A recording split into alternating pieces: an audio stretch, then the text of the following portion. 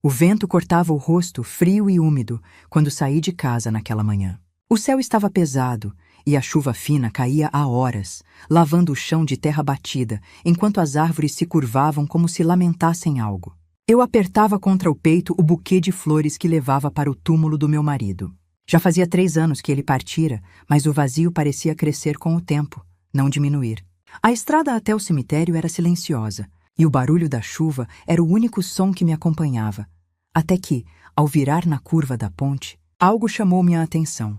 Havia um carro parado bem no meio da passagem, com o motor ligado e os faróis acesos. Reconheci na mesma hora. Era o carro do meu genro, Marcos. Aquilo me fez hesitar. Ele não costumava andar por ali, e menos ainda naquele horário. Tentei ignorar, mas um pressentimento estranho começou a se formar dentro de mim, como se o vento murmurasse algo que eu não queria ouvir. Parei à distância e me escondi atrás de uma árvore. Ele olhava em volta, nervoso, como um homem que teme ser visto. Foi então que abriu o porta-malas. Mesmo àquela distância, consegui ver o volume de uma bolsa grande e escura, se mexendo levemente. Meus olhos se arregalaram. Ele segurou a alça, respirou fundo e, num gesto rápido, lançou a bolsa com força no meio do rio. O barulho da água cortou o silêncio como um grito. Eu recuei um passo, com o coração martelando, sem entender o que acabara de ver. E então ouvi sua voz, baixa, quase um sussurro, mas clara o suficiente para me gelar por dentro. Acabou. Agora posso fingir que nada aconteceu. Fiquei imóvel, observando-o fechar o porta-malas e entrar no carro, como se tivesse acabado de se livrar de um fardo. Quando ele partiu, uma sensação horrível me tomou. O rio parecia se agitar mais forte, como se tentasse engolir algo que não devia. Corri em direção à margem, tropeçando na lama. O carro já desaparecia ao longe, e eu só ouvia o som da água batendo nas pedras. Foi quando escutei um som fraco, quase imperceptível, um gemido, um som de vida. O desespero me dominou. Entrei na água sem pensar, o frio me cortando até os ossos, e agarrei a bolsa antes que afundasse. Era pesada. Cada segundo parecia um século enquanto eu arrastava o peso encharcado até a margem. Com as mãos tremendo, abri o zíper e o ar me faltou. Entre cobertores molhados e o cheiro de rio, havia um pequeno corpo. Era um bebê, minha neta. O rostinho pálido, os lábios arroxeados, o choro fraco. Senti o mundo girar. Caí de joelhos na lama, puxando-a para o meu peito. O calor do meu corpo era a única coisa que eu podia oferecer. Meu Deus! Não me tira ela também. Eu chorava, pedindo, suplicando, tremendo. Ela respirava mais fraco. Olhei para o céu escuro e jurei. Você vai viver, meu amor. Vai viver. E eu prometo. Esse monstro vai pagar por cada lágrima sua. A chuva aumentou e o vento parecia ecoar meu grito. Eu não sabia ainda o que fazer. Só sabia que o rio não levaria mais nada meu. E enquanto a carregava de volta para casa, protegida contra meu peito, uma certeza começou a se formar. Aquela água que quase a levou não tinha levado só uma criança, tinha levado minha paz. O que viria depois? Eu ainda não sabia, mas pressentia que nenhuma oração do mundo me impediria de enfrentar o inferno que estava prestes a começar.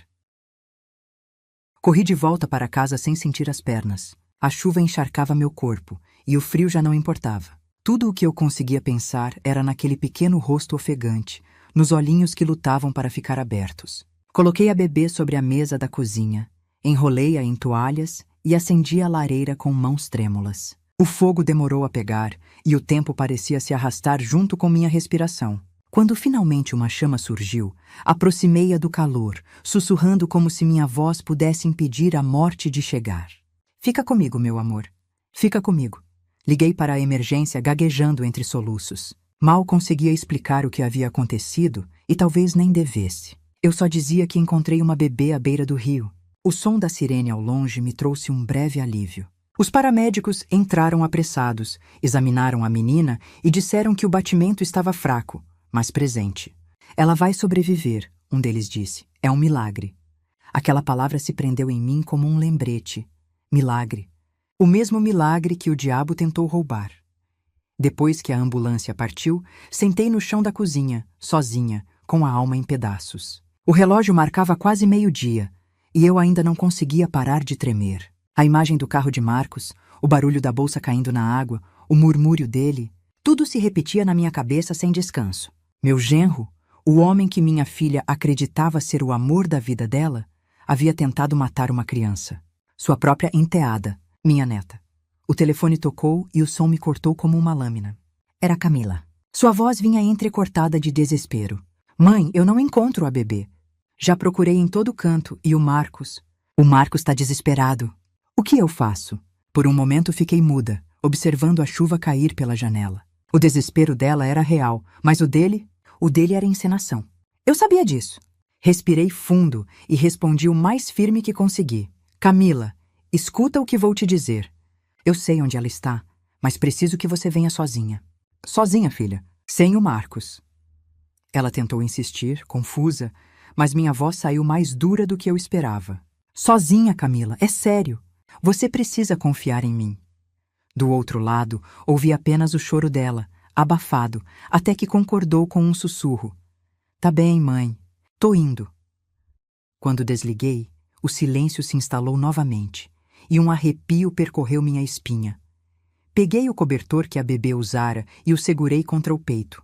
O cheiro dela misturado à água do rio e ao sabão da minha casa formava algo que me despedaçava e me fortalecia ao mesmo tempo. Lá fora, o céu escurecia outra vez, e eu sabia que aquela tarde não terminaria em paz. Senti o peso do que viria. As perguntas, as lágrimas, o confronto inevitável. Enquanto esperava minha filha, sentei perto da lareira e olhei para o fogo ardendo. As chamas refletiam no vidro da janela como olhos que me observavam, lembrando-me de que o inferno não fica debaixo da terra. Às vezes, ele mora dentro de uma casa, de terno passado e sorriso falso. E naquela noite, eu entenderia o preço de ver a verdade de perto. Camila chegou quando o sol já começava a se esconder atrás das colinas. O carro dela estacionou apressado, e antes mesmo que eu abrisse o portão, ela já corria em minha direção. Os olhos estavam vermelhos, o rosto pálido, o cabelo grudado na testa pela chuva. Quando me viu com a bebê nos braços, o grito que ela deu rasgou o silêncio da tarde. Mãe! Meu Deus, é ela?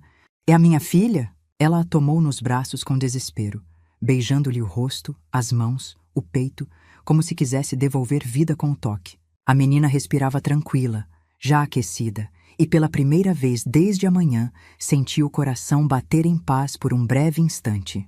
Mas essa paz durou pouco. Camila levantou o rosto e me olhou confusa. Mãe, onde você a encontrou? Quem fez isso? Eu hesitei por um momento.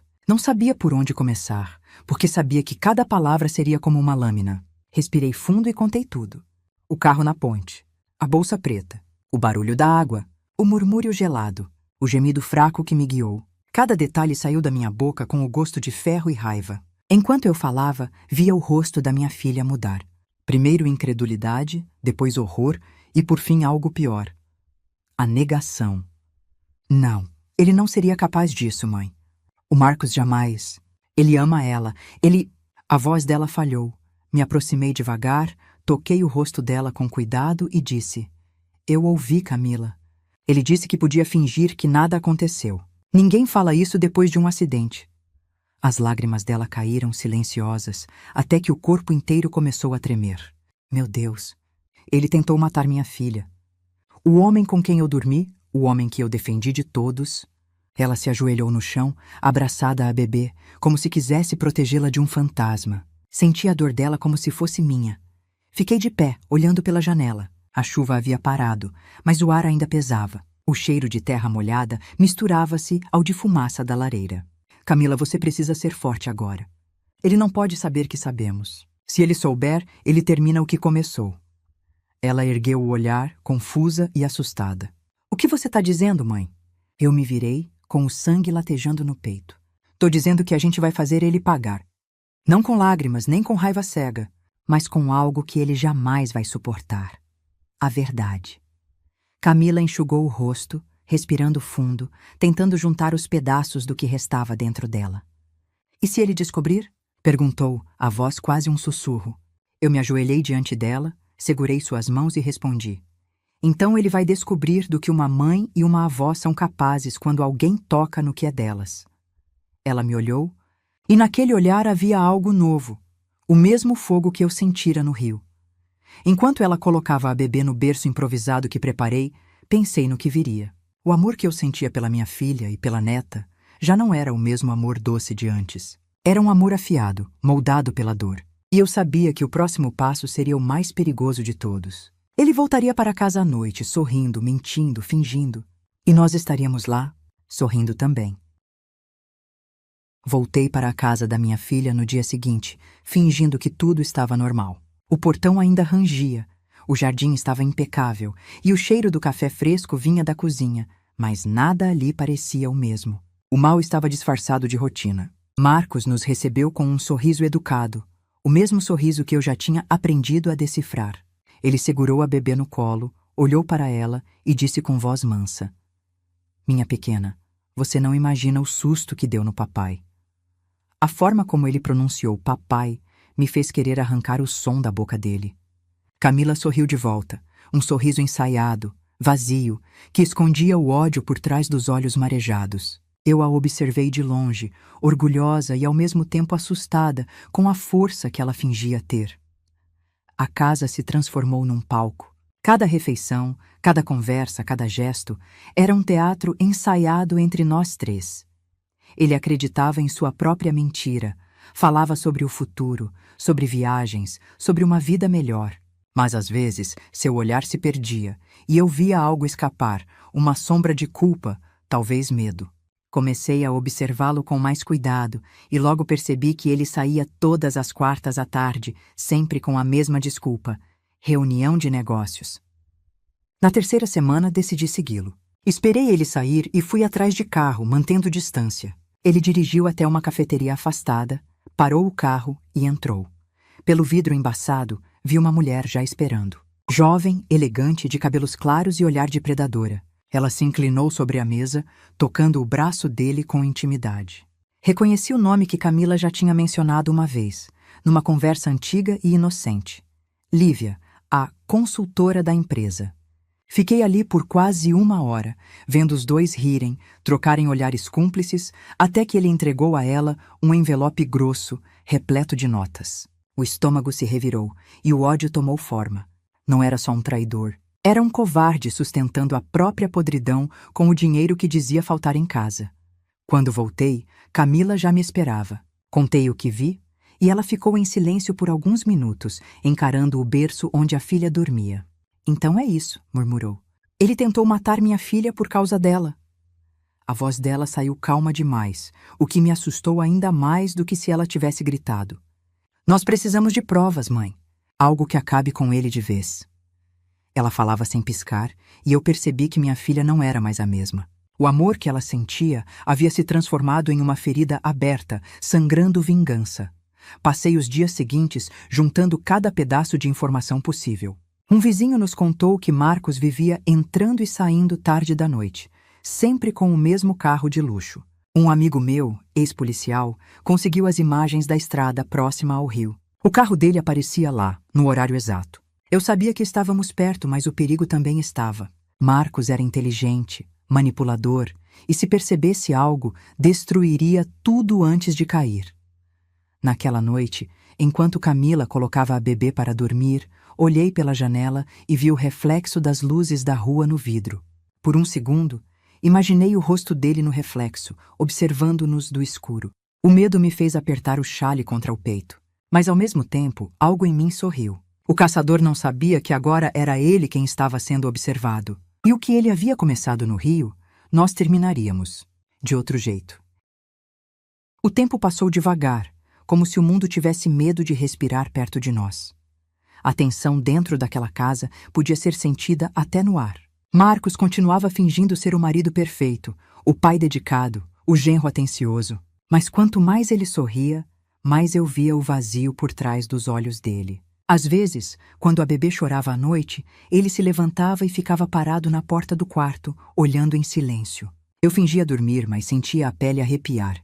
Era um olhar frio, distante, como se ele visse nela algo que lembrava o crime que tentou esconder. Eu sabia que a culpa ainda morava dentro dele, e era isso que eu planejava usar. Camila e eu passamos a agir com precisão. Nada era dito fora de casa, nada por telefone. Tudo era gestos, olhares, códigos silenciosos. Um dia, ela chegou do trabalho com o rosto pálido e me disse em voz baixa: "Eu consegui." Tirou o celular da bolsa e me mostrou o áudio. Era Marcos, falando ao telefone com alguém, sem perceber que o viva-voz estava ligado. A voz dele era fria, calculada, sem emoção alguma. Está feito. Agora ela nunca mais vai atrapalhar a nossa vida. Senti o chão sumir sob meus pés. Ele não apenas confessava o crime, ele dizia aquilo como quem comenta o clima. Camila desligou o áudio e me olhou com lágrimas contidas. Ele falava com ela, mãe, com a Lívia. Aquele nome se espalhou pela sala como veneno. Lívia, a mulher que sorria na cafeteria, a cúmplice por trás da tragédia. Respirei fundo e tentei manter a calma. Isso é o que precisamos. Essa gravação é o fim dele. Camila assentiu, mas eu vi no olhar dela algo que me assustou. Uma vontade de justiça tão intensa que beirava o perigo. Não, mãe. O fim dele ainda vai ser pouco. Eu quero que ele perca tudo antes de cair. Nos dias seguintes, montamos um plano. Deixamos que Marcos acreditasse que ainda tinha o controle.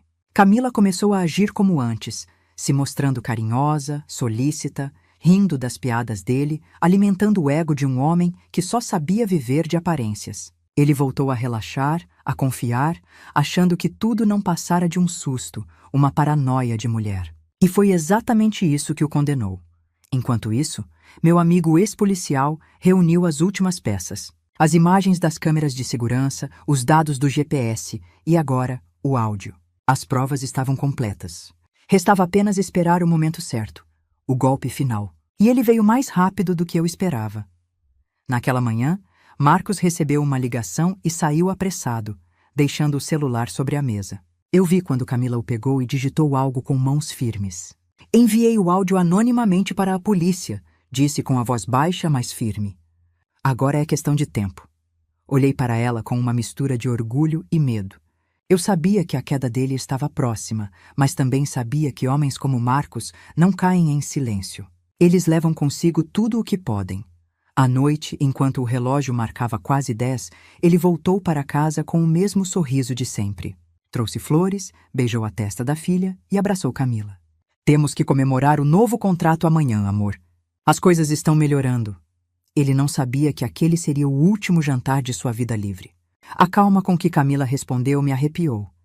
Então amanhã será um dia inesquecível, Marcos. Ela tinha razão.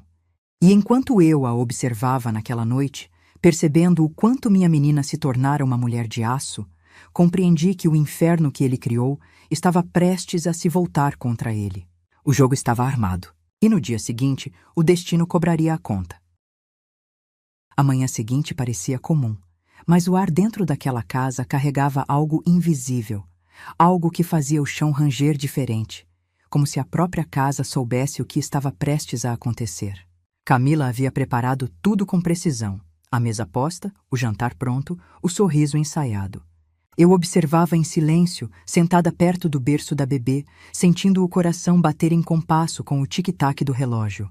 Cada segundo parecia um passo a menos para o fim. Quando o som do carro chegou da garagem, meu corpo inteiro se enrijeceu. Ele entrou pela porta como se nada no mundo pudesse atingi-lo, trazendo um buquê de flores nas mãos e o mesmo olhar arrogante de sempre. Minhas duas mulheres favoritas, disse beijando Camila na testa. Hoje o jantar é especial, né? A voz dele era doce demais, forçada demais. Camila respondeu com serenidade. Sim, Marcos. Hoje é um dia que a gente nunca vai esquecer. Ele riu, sem perceber o duplo sentido. Enquanto se servia de vinho, falava sobre negócios, sobre o novo contrato que o deixaria ainda mais rico. Eu o ouvia de longe, e cada palavra era como um prego sendo cravado na própria sepultura. O som do riso dele preenchia o ambiente, mas por baixo da mesa as mãos de Camila tremiam. Quando ela me olhou, soube que a hora tinha chegado. O primeiro som das sirenes foi distante, quase confundido com o barulho do vento. Ele continuou falando, até que um segundo depois se ouviu o bater de portas e passos rápidos lá fora. Os policiais entraram sem aviso. Marcos de Andrade? Perguntou um deles. Você está preso por tentativa de homicídio e ocultação de menor. O rosto dele se transformou em segundos. As mãos tremiam, os olhos buscavam explicações que não existiam. Ele se levantou, derrubando a taça de vinho que manchou a toalha branca como sangue fresco. Isso é um absurdo. Eu não fiz nada. Gritou tentando correr, mas parou quando me viu de pé, segurando a bebê nos braços. Acabou, Marcos, disse com a voz firme. Agora é você quem vai fingir que nada aconteceu. Ele olhou para mim com ódio, depois para Camila, e por um momento viu o pavor real surgir por trás da máscara de poder. Não fui eu, berrou. Foi a Lívia. Ela mandou. Ela disse que resolveria tudo. O nome saiu como uma confissão desesperada. Os policiais o algemaram ali mesmo, e enquanto o arrastavam pela sala, ele ainda tentava falar, tropeçando nas próprias mentiras. Camila ficou imóvel, as lágrimas escorrendo sem som. Eu a abracei sem dizer nada. A bebê dormia tranquila em meus braços, alheia ao caos que pairava ao redor. Quando o carro da polícia sumiu pela rua, senti o silêncio desabar sobre nós. Aquele era o fim de um ciclo.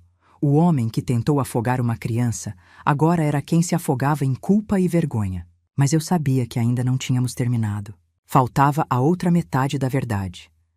Lívia. Enquanto Camila se sentava no chão, exausta, olhei pela janela e vi o reflexo da luz azul piscando no asfalto molhado. Aquele som distante de sirene se misturava à minha respiração. Eu sabia que a história ainda não havia terminado. O mal raramente age sozinho, e o nome dela ainda ecoava em minha mente, sussurrado pela voz do próprio culpado. Lívia, ela seria a próxima a cair. Os dias que se seguiram foram um borrão de vozes, assinaturas e perguntas. A polícia voltou 2 vezes e cada visita parecia arrancar um pouco do ar da casa. Marcos foi transferido para o presídio central depois de confessar parcialmente o crime. Disse que perdeu o controle, que foi influenciado. Mas o áudio, as imagens e o relatório do GPS diziam o contrário. Ele sabia exatamente o que fazia. No tribunal, tentou se defender. Olhou para Camila com lágrimas nos olhos e disse que a amava, como se amor fosse desculpa para a monstruosidade. Eu o encarei sem dizer uma palavra. O juiz foi rápido, 35 anos de prisão sem direito a apelo imediato. Quando o levaram, ele não olhou para trás. Pela primeira vez, aquele homem caminhou sem a arrogância que sempre o cercava. Lívia foi presa 2 dias depois. Descobriram que ela o ajudara a desviar dinheiro da empresa e que o plano era fugir juntos para fora do país. Em seu depoimento, tentou jogar toda a culpa sobre Marcos, mas o histórico de mensagens entre eles mostrou o contrário. Ela participou de cada decisão, cada mentira, cada passo. Quando vi o rosto dela pela televisão, percebi que a frieza nos olhos era a mesma de Marcos. O tipo de pessoa que acredita que a vida dos outros é descartável.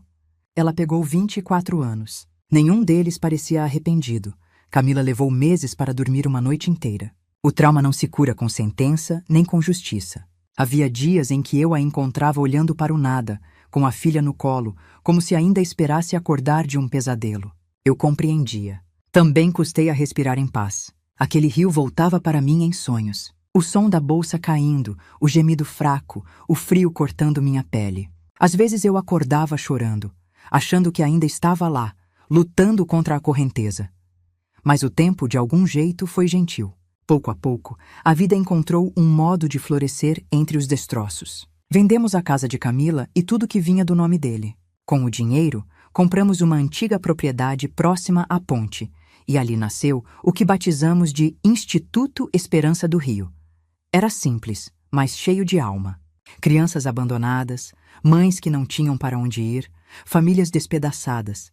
Todas encontravam abrigo ali. A cada sorriso novo, a cada passo de uma criança acolhida, sentíamos que uma ferida se fechava. Hoje, quando caminho pelas margens do rio, ainda sinto o vento frio no rosto, mas ele já não dói. A água continua correndo, serena, como se nunca tivesse conhecido o mal que testemunhou. Carrego flores sempre que vou até a ponte. Às vezes deixo uma no parapeito como uma oferenda silenciosa. Não para o passado, mas para o que restou de mim depois dele.